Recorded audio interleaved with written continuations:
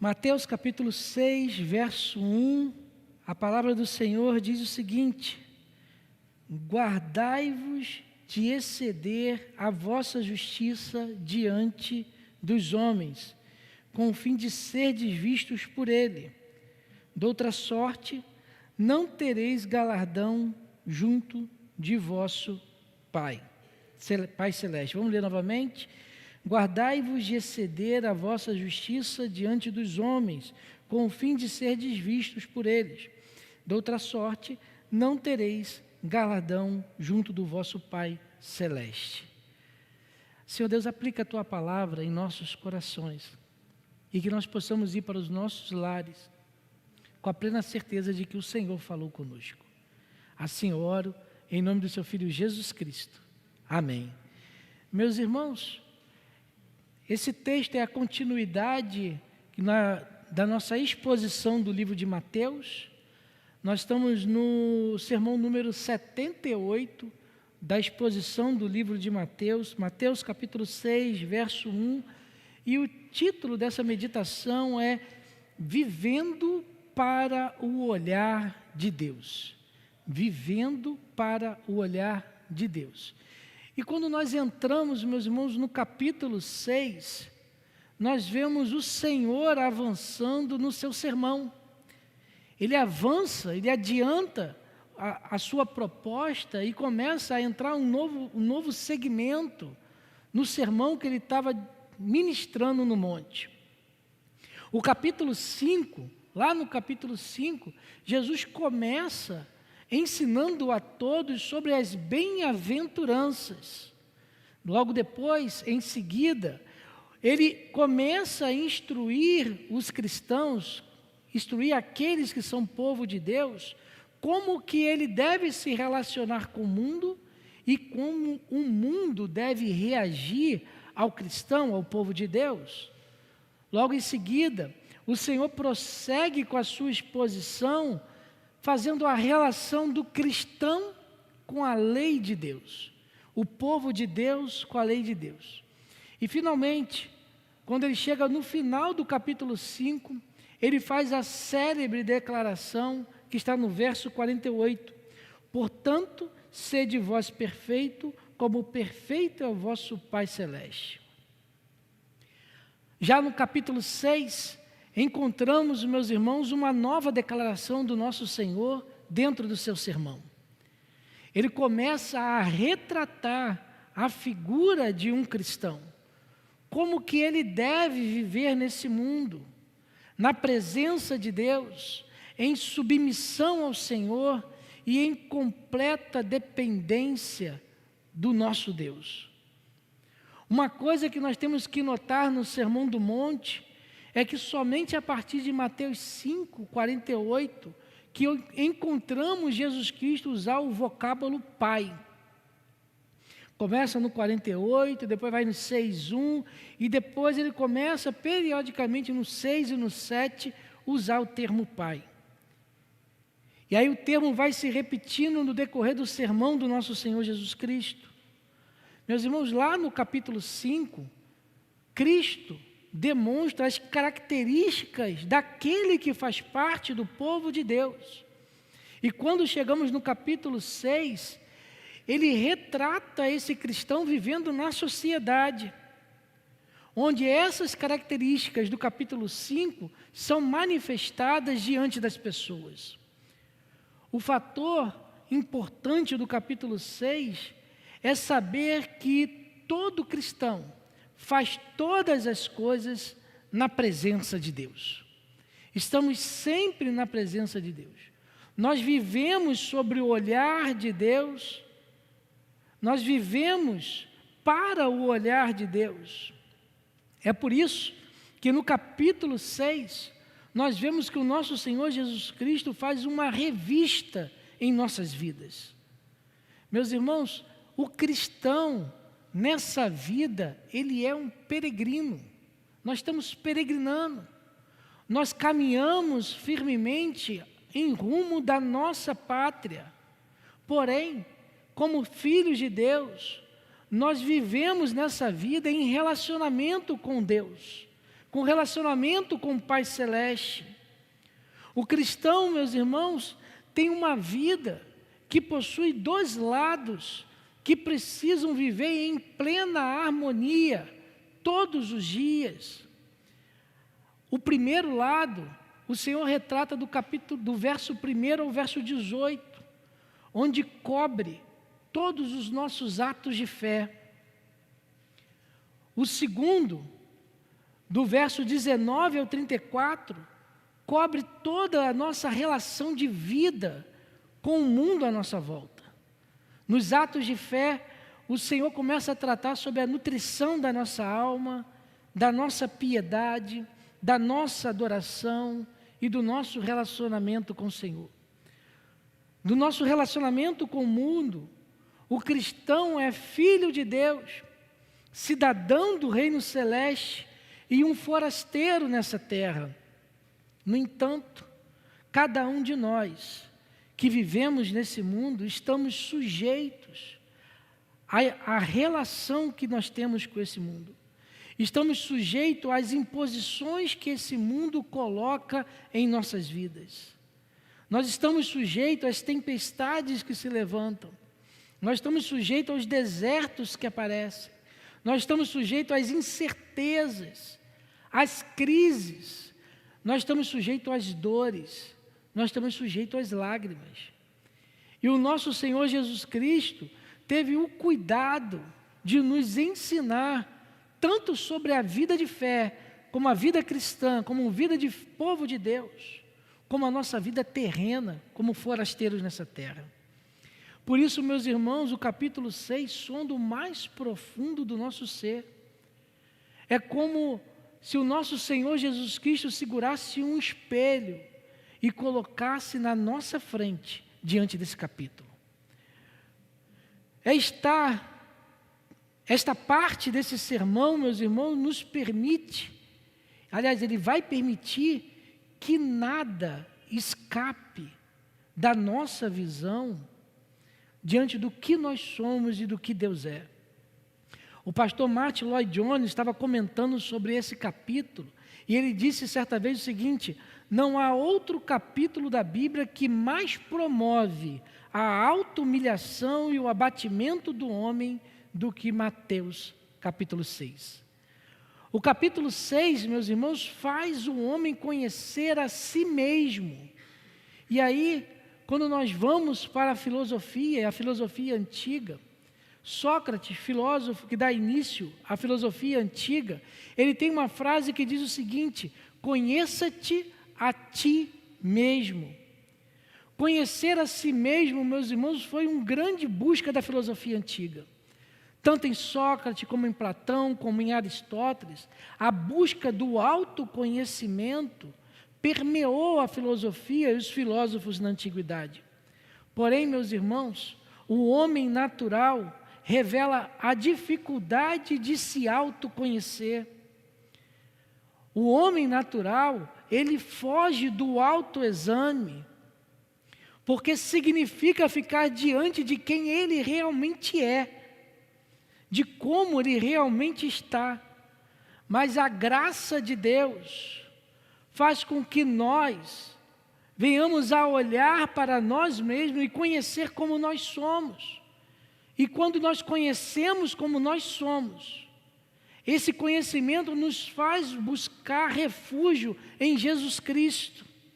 E ao encontrar refúgio em Jesus Cristo, nós encontramos a salvação para as nossas vidas. É por isso, meus irmãos, que Cristo enfatiza nessa parte do sermão a vida prática do seu povo, os aspectos da sua piedade, os aspectos da sua postura, os aspectos da sua conduta de fé, mas também ele vai relacionar a vida do cristão na sociedade à sua volta, o aspecto cultural do ser humano que é povo de Deus. E ele também trata da parte econômica no capítulo 6. Quando nós olhamos para o verso 1, vemos Cristo expor o princípio fundamental da vida prática do povo de Deus. O verso 1 vai dizer: guardai-vos de exceder a vossa justiça diante dos homens, com o fim de serdes vistos por ele. De outra sorte, não tereis galardão junto ao vosso Pai Celeste. E nos versos seguintes, até o final do capítulo 6, Cristo oferece para nós exemplos práticos de como esse princípio do verso 1 pode ser praticado. E com isso, meus irmãos, nós podemos dividir esse princípio fundamental em 4 pontos para que nós possamos meditar nessa manhã.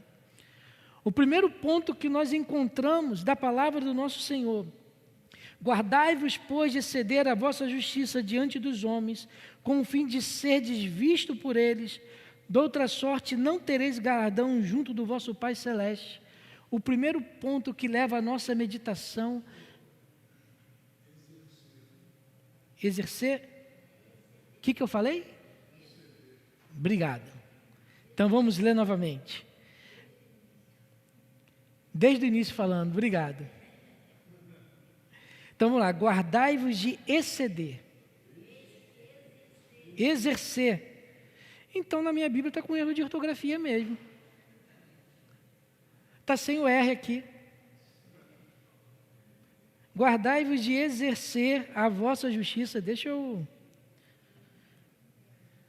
Não tem uma caneta aí para botar aqui na frente, não, para não ler errado de novo o texto?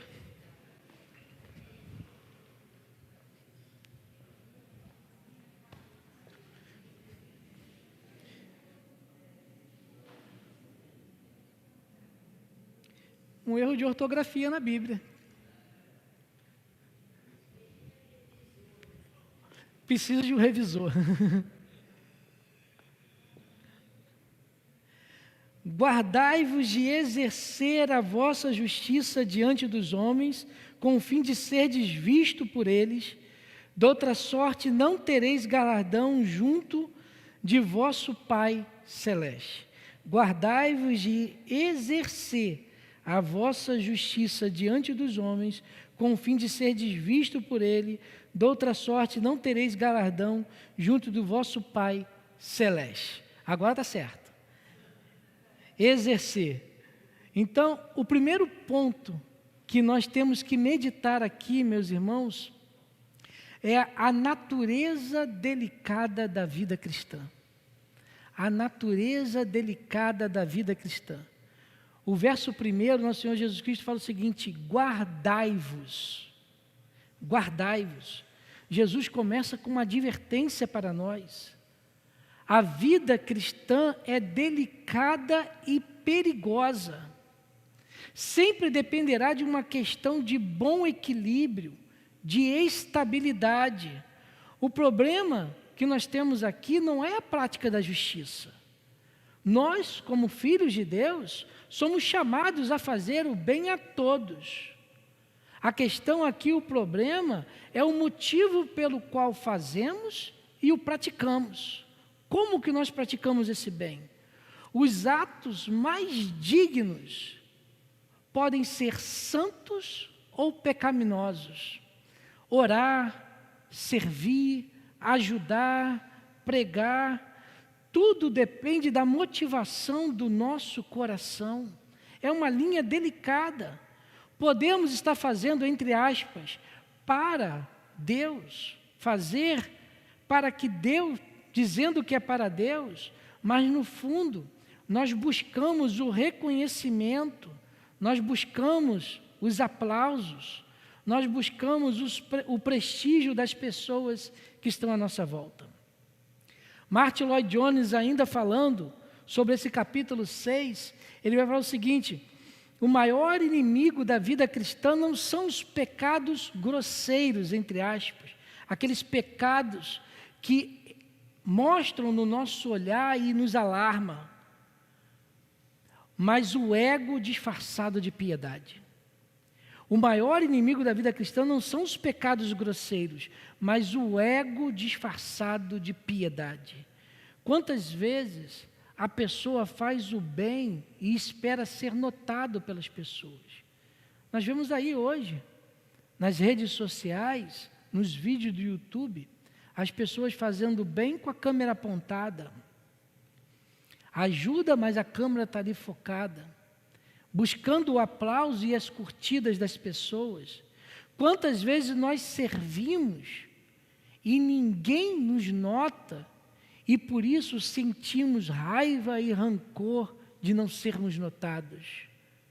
Esses sentimentos, meus irmãos, revelam que o que nós fizemos, não fizemos para Deus, mas nós fizemos para ser vistos pela sociedade. O cristão, meus irmãos, deve viver para a glória de Deus. Nós estamos aqui para a glória de Deus. As nossas ações e feitos devem apontar para Deus. Quando as pessoas nos veem, devem contemplar a pessoa de Cristo e não nós. Jamais devemos agir de tal forma que venhamos atrair a atenção para as nossas vidas. Nós não somos espetáculos, nós não somos apresentação, nós não somos recomendação ao mundo. Nós devemos ter a plena consciência da nossa prática e das nossas ações, a importância delas estarem na presença de Jesus Cristo. Meus irmãos, estamos diante de um equilíbrio delicado e sutil da nossa vida. O cristão não pode ostentar a sua glória. Ele não pode ostentar o seu prazer. Não pode ostentar ser glorificado no meio das pessoas. Mas também, o cristão ele não pode viver nesse mundo de forma apática e apagada. É uma linha sutil que o cristão vive. Precisamos nos guardar de que a glória devida seja somente a Deus. Quinto ponto, quinto sola da Reforma Protestante, somente glória a Deus, ou glória somente a Deus. Examinemos então todas as nossas motivações. Por que nós fazemos? Por que nós oramos? Por que nós pregamos? Por que nós cantamos? Por que nós servimos? É perigoso, é muito perigoso fazermos o certo pelas motivações erradas. O orgulho, meus irmãos, pode se esconder através da aparência da piedade, através da aparência da santidade. Em Jeremias, capítulo 17, verso 9, Jeremias 17, 9, diz o seguinte: enganoso é o coração, mais do que todas as coisas, e desesperadamente corrupto, quem o conhecerá? Meus irmãos, a glória pertence a Deus. E cada feito nosso deve ser uma oferta ao Senhor, deve ser entregue ao Senhor. O texto base, Mateus 6, verso 1, o texto nos coloca numa situação e nos convoca a nos resguardar das nossas motivações. Por isso Jesus Cristo diz: guardai-vos, guardai-vos. É estar em estado de atenção. Por quê, meus irmãos? Porque tudo é dele, tudo é por meio dele, e para ele são todas as coisas. Tudo ao Senhor, toda a glória seja dada ao nosso Deus, ao nosso Senhor Jesus Cristo, eternamente, pelos séculos dos séculos. Ele é o Senhor da glória. Nós não somos nada. O segundo ponto para a nossa meditação em cima desse versículo é que a escolha final de todo cristão é agradar a Deus. A escolha final de todo cristão é agradar a Deus. O verso 1 vai prosseguir dizendo o seguinte: com o fim de serdes visto. Com o fim de serdes visto. Meus irmãos, Jesus Cristo aqui deixa claro que a vida cristã, a nossa vida, é uma escolha de audiência. A nossa vida é uma escolha de audiência. Estamos entre agradar os homens e agradar a Deus. São duas audiências diferentes. Isso pode soar com uma ideia até muito elementar para nós, mas ou vivemos para sermos vistos pelos homens, ou nós vivemos para ser visto pelo Pai Celeste. Não existe meio termo, não existe uma outra opção. Ou nós vivemos para ser visto pelos homens, ou nós vivemos para ser visto pelo Pai. Os fariseus faziam tudo para serem vistos. Eles não buscavam a glória de Deus, eles buscavam a glória dos homens. Eles estavam procurando os aplausos humanos, eles estavam procurando os pedestais para subirem. A sua religião era um espetáculo para a sociedade e eles queriam os aplausos. Ao agradar aos homens, aos fariseus, quando agradavam os homens, na verdade, no final de tudo, eles queriam se agradar. Eles queriam se agradar, meus irmãos. O nosso ego se reveste, meus irmãos, de complacência. Ele se reveste de caridade para poder receber a glória que seria devida a Deus. Porque buscam boas ações, boa opinião das pessoas que estão à sua volta.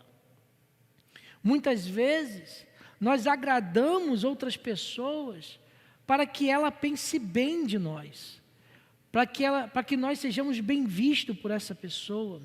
Estamos diante de uma linha frágil também, que agradamos as pessoas para nos agradar, para estarmos bem, para estarmos em paz. Buscamos a opinião de outras pessoas para que nós mesmos estejamos bem. O homem deseja ser louvado pelo seu próximo muito mais do que ser agraciado por Deus. A busca da fama, de ter holofote sobre si, é mais procurada pelo homem do que estar na presença de Deus.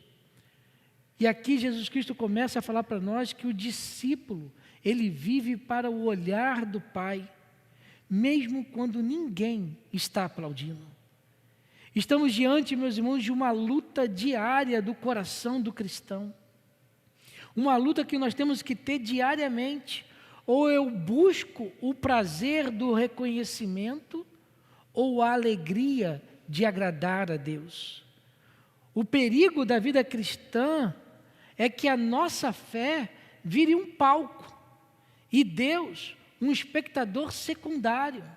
E em quantos lugares estão assim nesse momento, onde o púlpito se transformou em palco, a adoração em espetáculo, e Deus, Ele é secundário dentro do culto. A pessoa quer se engrandecer. Deus não chama atores para ser o seu povo, Ele chama servos. O Senhor chama adoradores fiéis que lhe ofertem a glória devida a Ele. E isso, meus irmãos, fornece uma perspectiva totalmente diferente na vida cristã. Fazemos o certo, mesmo que ninguém esteja observando. Nós fazemos o certo, mesmo que ninguém esteja olhando para nós. Mesmo que não haja câmeras, mesmo que não haja pessoas olhando para nós, mesmo que estejamos no nosso lugar secreto, não pegamos aquilo que não nos pertence. Lembro da firma que eu trabalhava, que o pessoal tinha que esconder suas marmitas, porque tinha gente que roubava a carne da pessoa,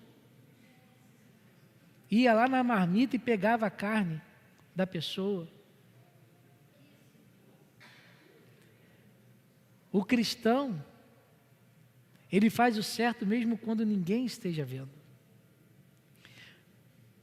Fazemos o certo mesmo que ninguém esteja observando. Nós servimos mesmo que não haja aplausos. Mesmo que não haja aplauso, mesmo que ninguém esteja vendo.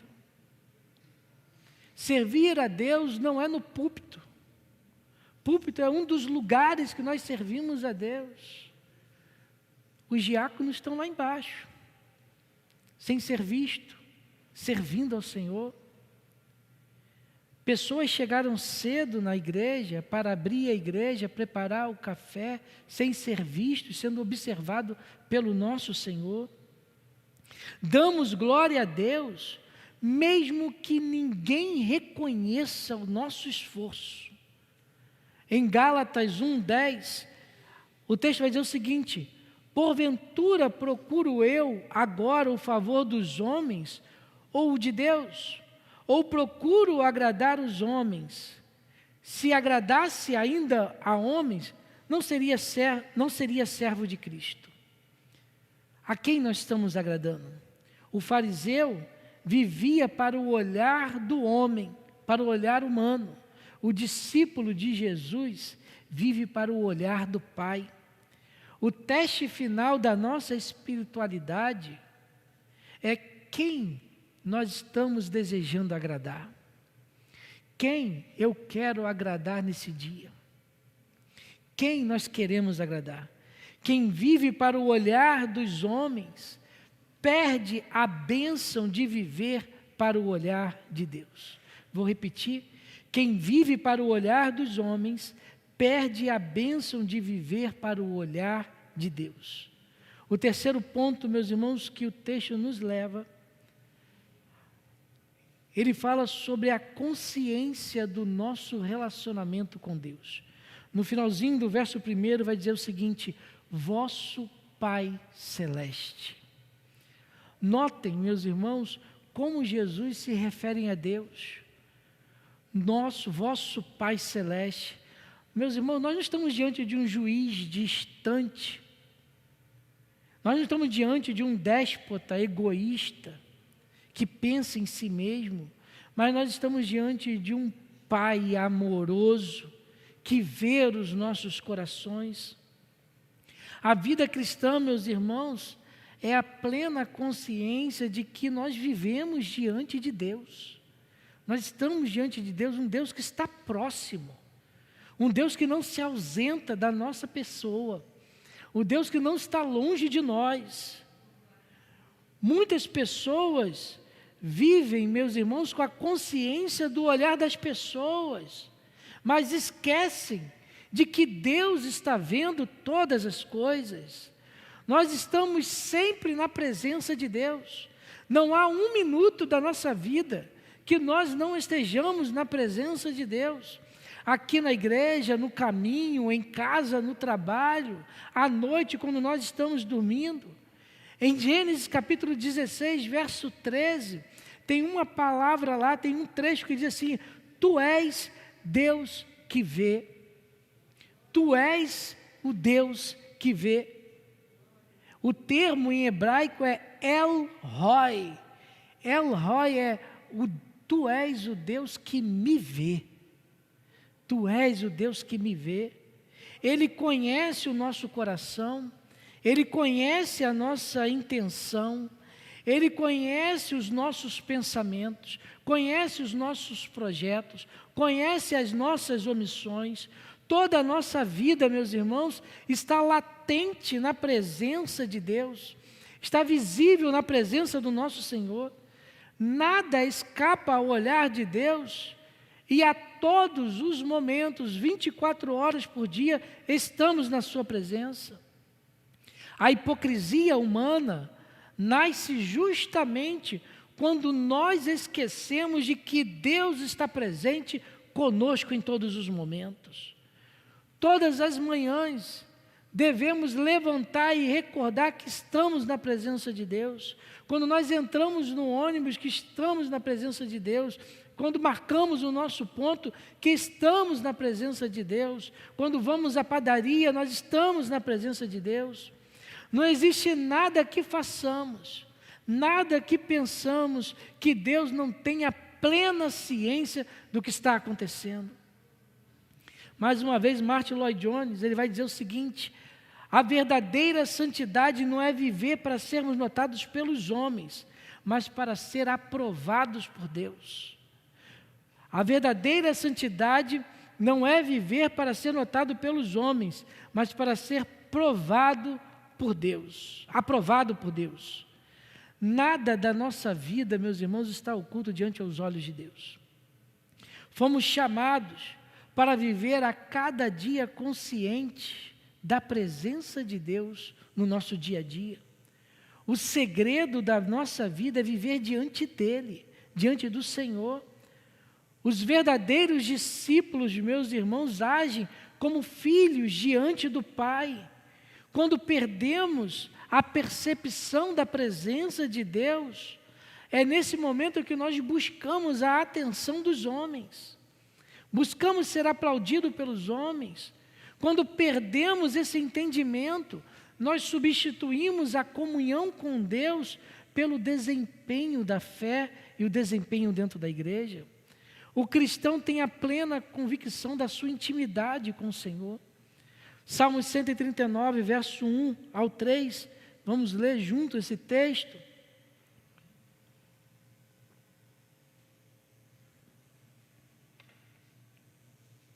Salmos 139, verso 1 ao 3, vai dizer o seguinte, Salmos 139, do verso 1 ao 3, Senhor, Tu me sondas e me conheces, sabes quando me assento e quando me levanto, de longe penetra os meus pensamentos, esquadrinha o meu andar e o meu deitar e conhece todos os meus caminhos. O salmista tinha essa plena consciência. Meus irmãos, nós estamos vivendo na presença de Deus. Para onde nós podemos fugir da presença de Deus? E o salmista vai completar dizendo isso: se subo aos céus, lá Tu estás. Se faço minha cama no mais profundo abismo, lá estás também. Hebreus capítulo 4, verso 13. O texto vai dizer o seguinte: e não há criatura que não seja manifesta na sua presença. Pelo contrário, todas as coisas estão descobertas e patentes aos olhos daquele a quem temos de prestar contas. Nós estamos sempre na presença de Deus. A aplicação dessa verdade em nossas vidas, meus irmãos, muda o nosso cotidiano. Deus está sempre presente. Estamos no hospital, Deus está presente. Estamos de férias, Deus está presente. Estamos trabalhando, Deus está presente. Estamos dormindo, Deus está presente. Estamos sozinhos, nós não estamos sozinhos, Deus está presente. Ele sempre está conosco. Toda a nossa vida é vivida diante da face de Deus e não há como esconder nenhum minuto da nossa vida. O quarto princípio que nós encontramos, meus irmãos, nesse versículo, é a recompensa que vem de Deus e não de homens. A recompensa que vem de Deus e não de homem. Guardai-vos de exercer, guardai-vos de exercer a vossa justiça diante dos homens, com o fim de ser vistos por ele. De outra sorte, não tereis galardão junto de vosso Pai Celeste. Meus irmãos, Jesus nos ensina, com o fim dessa passagem, que Deus recompensa. Que Deus recompensa. Mas Deus recompensa o que é feito para Ele. O que é feito por meio dEle e para Ele. Encontramos uma promessa linda do nosso Senhor. O Pai, que tudo vê, Ele recompensa. Ele não deixa de recompensar o que está vendo. Enquanto o homem natural busca a glória dos outros, o cristão aguarda a recompensa do Pai Celeste, aguarda a recompensa que vem do céu. Meus irmãos, aplausos passam, as curtidas somem, as vozes se calam, mas a aprovação de Deus permanece para sempre. Aquele que vive para Deus, encontra em Deus a recompensa para as suas vidas. E a recompensa de Deus, meus irmãos, não é passageira, ela é eterna. Aqueles que buscam a recompensa dos homens, nunca receberão a recompensa do Senhor. Qual é o prêmio que nós estamos almejando? Qual é a recompensa que nós estamos buscando? Quando nós buscamos a glória humana, nós recebemos apenas o que o mundo pode dar para nós. Mas quando nós buscamos a glória de Deus, nós recebemos a recompensa incorruptível do Pai Celeste para as nossas vidas. E a maior de todas as recompensas, o maior de todos os presentes, é a intimidade com o Pai, é estar com Ele. Por isso, meu irmão, minha irmã, aguarde com paciência a recompensa do Pai para as suas vidas. Aguardemos a recompensa do nosso Pai para as nossas vidas. Em Hebreus capítulo 12, verso 2, o escritor vai dizer que Cristo trocou a alegria desse mundo, a alegria que lhe estava proposta, para que ele pudesse suportar a cruz, e suportou a cruz.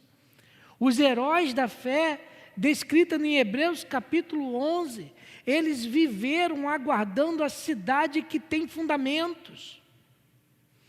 Eles fixaram os olhos no prêmio final e obtiveram bom testemunho. Nós precisamos viver de tal forma, de tal modo, de tal exemplo, de tal busca, que no final nós possamos ouvir: muito bem, servo bom e fiel. Muito bem, serva boa e fiel.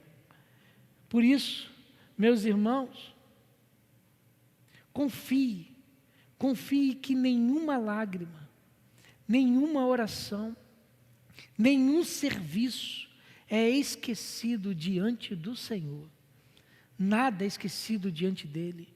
Combata diariamente o bom combate, porque a recompensa vem de Deus, e essa recompensa é certa. Em 1 Pedro capítulo 5, verso 4, 1 Pedro 5, 4 vai dizer o seguinte: ora, logo que o Supremo Pastor se manifestar, recebereis a imarcessível coroa da glória. Precisamos examinar as nossas vidas e pensar em tudo o que nós temos feito até hoje. Para quem entregamos esses feitos? Para quem estamos entregando essas ações? Nós entregamos para os homens? Nós entregamos para as redes sociais? Nós entregamos para nós mesmos? Ou estamos entregando para Deus? Ou estamos ofertando para Deus? O verso 1 vai dizer: guardai-vos de exercer a vossa justiça diante dos homens, com o fim de serdes vistos por eles. De outra sorte, não tereis galardão junto do vosso Pai Celeste. E concluindo, meus irmãos, essa mensagem, concluindo essa ministração para essa manhã, viver para o olhar de Deus é ter a plena convicção de que o Pai Celeste vê tudo o que nós fazemos, inclusive o que fazemos no nosso secreto. Não é uma vida de aparências, não é uma vida de aparências, mas uma vida de sinceridade diante de Deus. Não é uma vida de aplausos, é uma vida de adoração ao Senhor. O cristão verdadeiro, meus irmãos, vive sempre para Deus, inclusive quando está só, em todos os momentos. Age com pureza quando ninguém está observando, porque ele tem a plena consciência que sempre o Pai está lhe vendo. Para quem nós estamos vivendo nessa manhã? Será que vivemos para os aplausos do mundo ou para o sorriso do nosso Pai? Os olhos do Senhor sempre revelam, meus irmãos, que nada nós podemos esconder da sua presença. Quando o Senhor sonda os nossos corações, Nada nós podemos ocultar. Nada podemos ocultar, e Ele conhece as verdadeiras razões do que fazemos, o que fazemos. Quais são as nossas obras? E que obras nós estamos fazendo? As nossas orações, as nossas atitudes, elas têm sido ofertas sinceras ao Senhor? Ou fazemos, em vez de oração, nós fazemos uma recitação? Quantos, em vez de orar, recitam? Boa oratória, pontos e vírgulas impecáveis, rima, inclusive, mas não parte do coração, parte do intelecto, feito para homens glorificarem a bela e tão trabalhada prédica. A questão não é o que fazemos, a questão é para quem nós estamos fazendo, por que nós estamos fazendo. Somente quando nós fazemos para Deus, nós seremos cheios da paz que só Ele pode dar em nossos corações. Vamos louvar o Senhor?